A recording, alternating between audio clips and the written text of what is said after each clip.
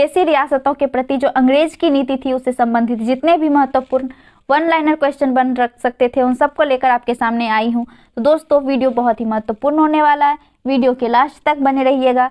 साथ ही दोस्तों लाइक कीजिएगा, अपने दोस्तों में शेयर कीजिएगा और दोस्तों अगर आप हमारे चैनल पे नए हैं तो प्लीज़ सब्सक्राइब करके बेल आइकन को प्रेस कर लीजिएगा ताकि हमारी आने वाली सारी महत्वपूर्ण वीडियोस आप तक सबसे पहले पहुंचती रहे। तो चलिए दोस्तों स्टार्ट करते हैं आज के सेशन को। देखते हैं आज का पहला क्वेश्चन।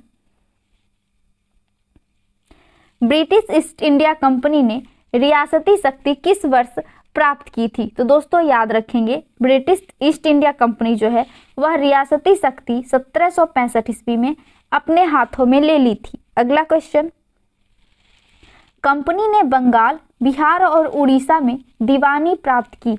तो दोस्तों कंपनी के द्वारा 1765 ईस्वी में बंगाल, बिहार और उड़ीसा में दीवानी प्राप्त कर ली गई थी। अगला क्वेश्चन, किस शासक की समाप्ति के बाद कंपनी प्रभुत्ता संपन्न शक्ति बन गया? तो दोस्तों याद रखेंगे द्वैध शासन की समाप्ति के बाद जो है कंपनी प्रभुत्ता संपन्न शक्ति बन गई थी। याद रखेंगे द्वैध शासन की समाप्ति के बाद। अगला क्वेश्चन देखेंगे।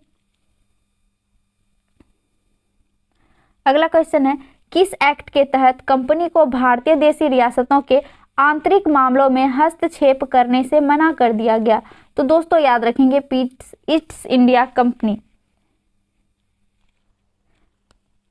याद रखेंगे दोस्तों ईस्ट इंडिया का एक्ट जो है उसके तहत भारतीय देशी रियासतों के आंतरिक मामलों के हस्तक्षेप करने से मना कर दिया था। अगला देखेंगे, वेलेस्ली द्वारा शुरू की गई सहायक नीति के तहत सबसे पहले स्वीकार किया गया था।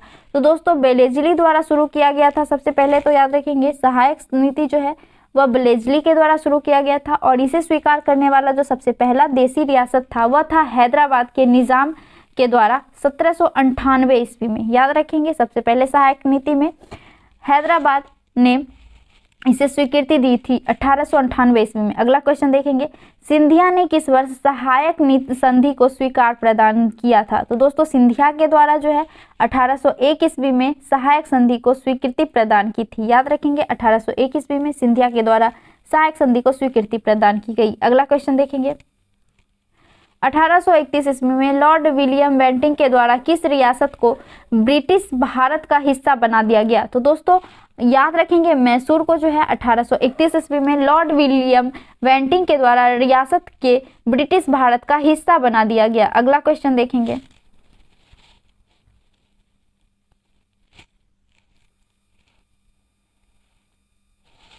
दत्तक पुत्र को उत्तराधिकारी से वंचित करने का नियम बनाकर देशी रियासतों के विलय की नीति किसने अपनाई थी? यानी कि इसको बोल सकते हैं दोस्तों हड़प नीति के तहत। दोस्तों दत्तक पुत्र उसको कहते हैं जो गोद लिया हुआ पुत्र होता है।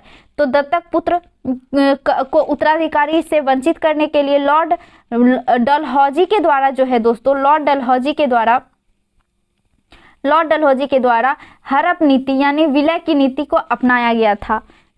अगला क्वेश्चन देखेंगे, 1834 ईस्वी और 1841 ईस्वी में किस संस्थान ने ब्रिटिश ईस्ट इंडिया कंपनी से रियासतों को ब्रिटिश भारत में विलीन करने की नीति अपनाने को कहा?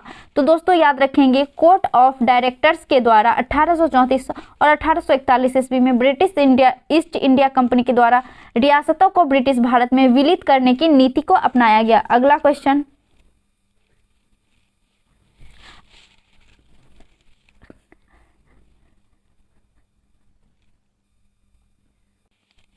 अठारह ईस्वी की घोषणा के बाद देशी रियासतों की शक्ति का स्रोत मुगल सम्राट के बदले किसने अपनाया था? तो दोस्तों याद रखेंगे ब्रिटिश क्राउन यानी ब्रिटिश की जो महारानी थी उसके द्वारा देशी रियासतों की शक्ति का स्रोत मुगल सम्राट के द्वारा जो है वह अपना लिया गया था 1858 ईस्वी में।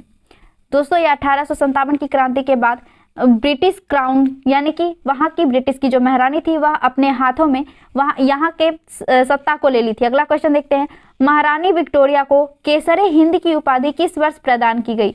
तो दोस्तों याद रखेंगे महारानी विक्टोरिया को जो है केसरे हिंद की उपाधि 1876 ईस्वी में प्रदान की गई थी। याद रखेंगे 1876 ईस्वी में केसरे हिंद की उपाधि महारानी विक्टोरिया को दिया गया। अगला क्वेश्चन देखेंगे, अधीनस्थ पृथक्करण की जगह अधीनस्थ संघ की नीति किस समय से शुरू हुई थी? तो दोस्तों याद रखेंगे 1905 ईस्वी से जो है अधीनस्थ पृथक्करण की जगह अधीनस्थ संघ की नीति अपना ली गई थी। अगला क्वेश्चन देखेंगे।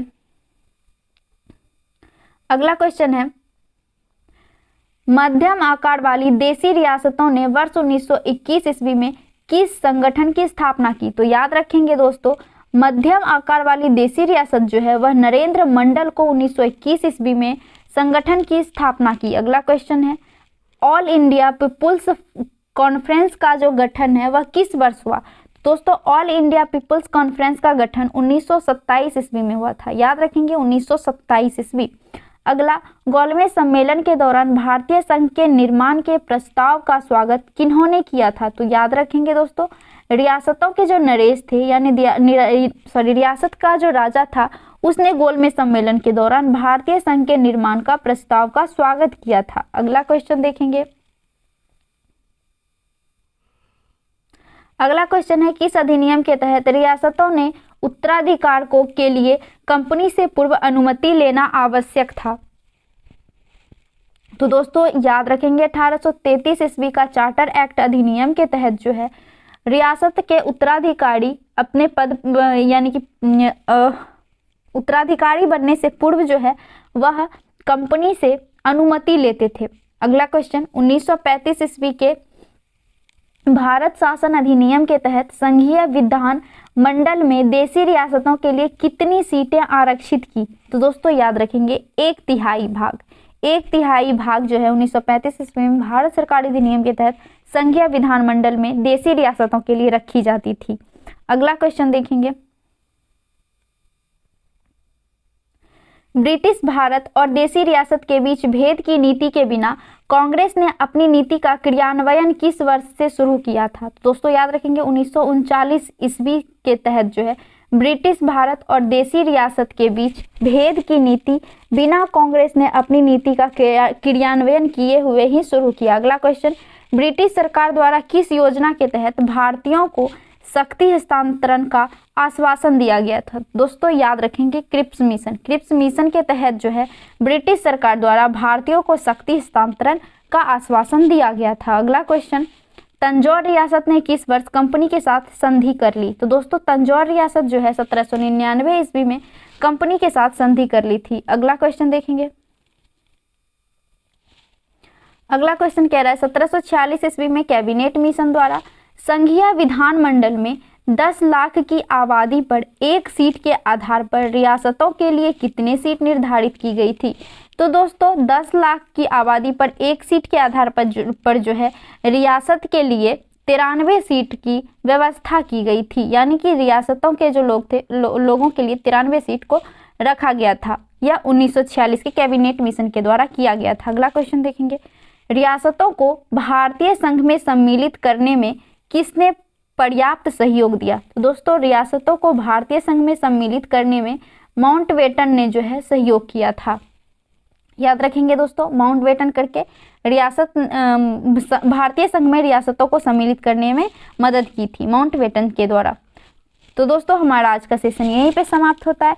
अगर हमारी वीडियो आपको अच्छी लगी हो तो प्लीज़ लाइक कीजिएगा, अपने दोस्तों में शेयर कीजिएगा और सब्सक्राइब कीजिएगा। धन्यवाद।